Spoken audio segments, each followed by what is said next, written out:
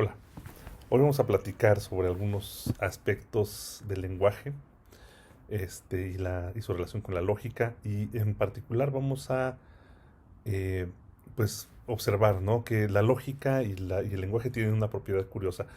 Pues digamos, para hablar acerca del lenguaje, pues lo que utilizamos es precisamente pues un lenguaje, ¿no? Tenemos que comunicar de alguna manera y si queremos hablar sobre pues el lenguaje tendremos que hacerlo a través de un lenguaje, ¿no? Nuevamente de un lenguaje. Y la lógica, por otro lado, pues bueno, ah, intenta poner en relieve los principios que pueden hacer que un razonamiento sea correcto, que una proposición, digamos, se derive de otras. Y justo en esta línea de gobernanza, pues la lógica puede ser también vista desde la lupa de la lógica, ¿no? O deberíamos de estar trabajando, o haciendo, o discutiendo acerca de la lógica, pues utilizando los principios mismos de la lógica. Entonces, lenguaje y lógica tienen estas propiedades de autoestudio herramienta para el estudio de sí mismas. Y también entre ellas, ¿no? También, digamos, por ejemplo, si nosotros queremos estudiar el lenguaje, pues tenemos que seguir cierta lógica, tenemos que eh, hacer teoría, ¿verdad? Utilizando principios lógicos. Si nosotros queremos estudiar lógica, pues tenemos que comunicarnos de alguna manera, ¿sale? Los lenguajes naturales pues no tienen limitación, no tienen más limitaciones que las propias de cada persona que los utiliza. Pero por ejemplo, para hablar acerca del propio lenguaje no parece tener muchas, y para hablar de cuestiones de lógica, pues tampoco. Eh, Frecuentemente la lógica presenta problemas, o tenemos problemas, callejones sin salida, cuando nosotros pues estudiamos o dejamos que el lenguaje se cuele demasiado, cuando le damos demasiada libertad al lenguaje.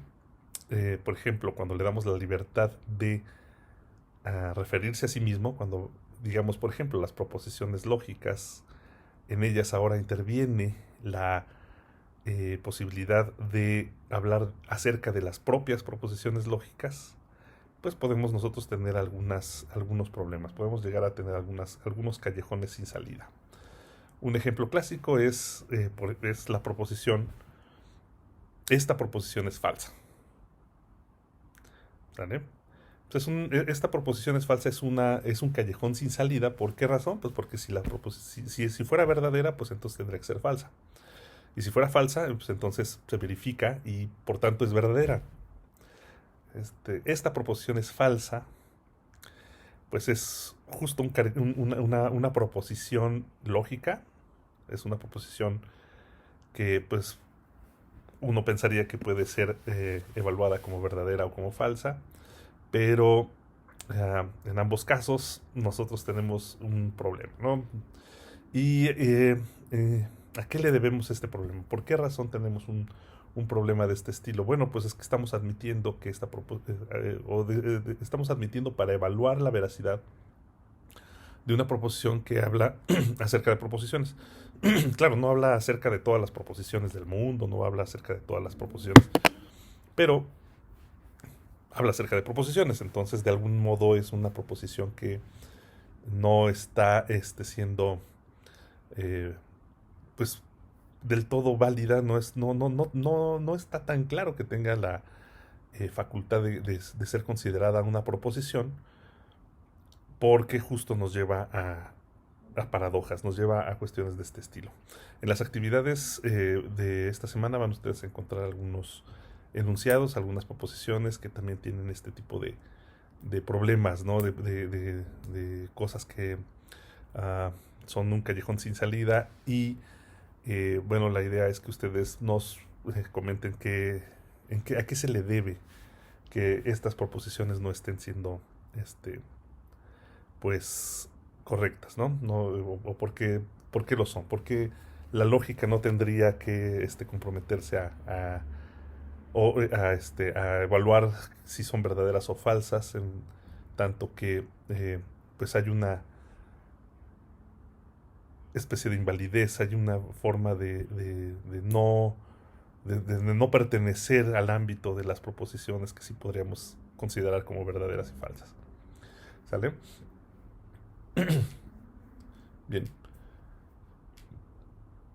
Sin embargo, pues hacer proposiciones acerca de las proposiciones, pues no tiene por qué ser un tanto como prohibitivo, ¿no? No reflexionar acerca de las proposiciones, reflexionar acerca de la lógica, pues no tiene por qué estar prohibido. Solo quizás lo que tenemos que hacer es quizás tener mucho cuidado cuando estamos utilizando el lenguaje natural, mucho cuidado en pues establecer, ¿no? En qué nivel de lenguaje nos estamos moviendo. Y justamente ahí es donde aparece el concepto de metalenguaje.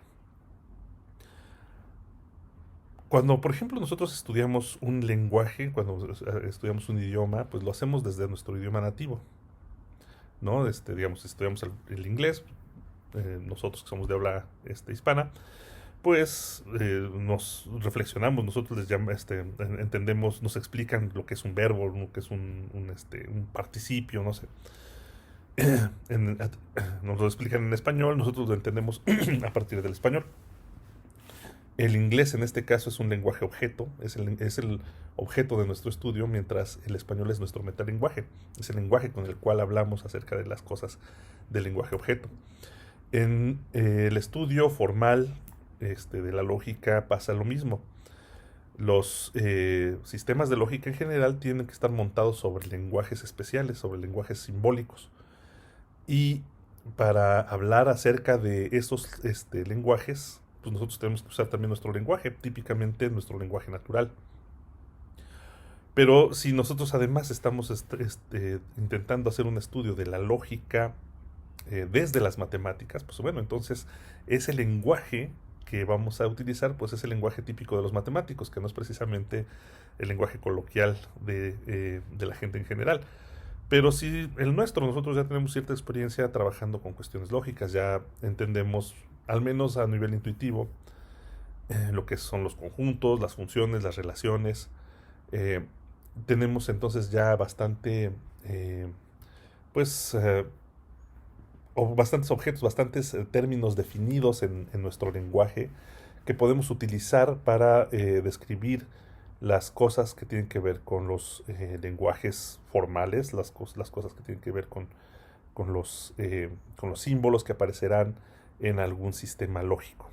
Por supuesto, todo esto lo vamos a aterrizar y lo vamos a aterrizar sobre un sistema de lógica muy especial, la lógica de proposiciones, para la cual vamos a establecer un lenguaje y reflexionaremos acerca de ese lenguaje y vamos a hablar acerca de ese lenguaje utilizando un metalenguaje que en este caso pues será nuestro lenguaje típico de matemáticos, ¿va? Vamos a llamarlo así. No tiene un nombre especial quizás, pero lo podemos llamar así, el lenguaje típico de los matemáticos.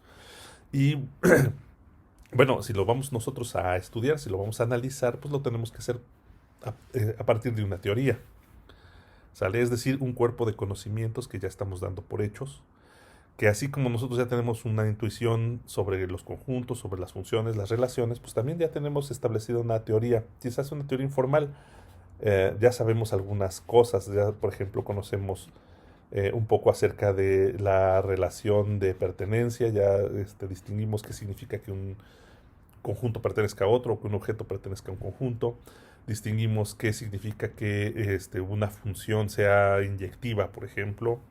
Es decir, ya tenemos ciertos conceptos definidos, ya sabemos algunas propiedades de estos. Por ejemplo, sabemos que si nosotros tenemos una función inyectiva de un conjunto en otro, pues entonces el dominio tiene a lo más tantos elementos como el contradominio, ¿cierto? O sea, tenemos ya establecidos algunos conocimientos matemáticos, a lo mejor no tan formales, pero sí tenemos una teoría, una metateoría, que es la teoría con la que vamos a estudiar a las teorías formales, es decir, a la lógica formal y los conceptos derivados o los conceptos propios de las lógicas o de los sistemas lógicos. ¿De acuerdo? Ese es el punto. Bueno, en la literatura que les recomendamos también van a encontrar algunos ejercicios acerca de pues, cómo distinguir cuando una proposición está formulada en la teoría, cuando una proposición está formulada en la metateoría, cuando este, la cosa es bastante simple, ¿no? Una proposición formulada en una teoría lógica, pues tiene que estar escrita en el lenguaje de esa lógica.